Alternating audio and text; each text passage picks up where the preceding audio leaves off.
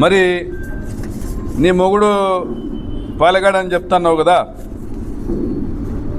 నీ మొగుడు పాలెగాడని చెప్తున్నావు. మద్దిల చెరువు సూరి జైలు నుంచి నీ మొగునికి ఫోన్ చేసి బెదిరించినట్లుగా నేను పలానా టైంలో చంపుతానని చెప్పినట్లుగా నువ్వే సినిమా తీపించుకున్నావు. రామ్ గోపాల్ వర్మని ఇంటికి పిలిచి భోజనం చేసి, ఆయన ఏం పేరు, పరిటాల రవి పాత్రధారి వివేక్ ఒబరాయ్, ఆయనతో ఫోటోలు దిగి మీకు ఇంటిలో పాది మీరంతా మురిసిపోయి మీరు తీర్చుకున్న సినిమాలని రక్త చరిత్రని 100 కూనీలు జరిగినటువంటి సినిమా అది. మీ భర్తకు సంబంధించినటువంటి కథతో తీసిన సినిమాను, దాంట్లో నువ్వే తీర్చుకున్న సినిమా.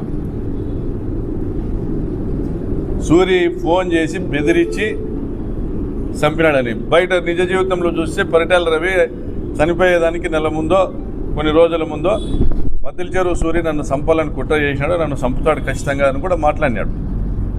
మరి ఎవరు మగవాడు?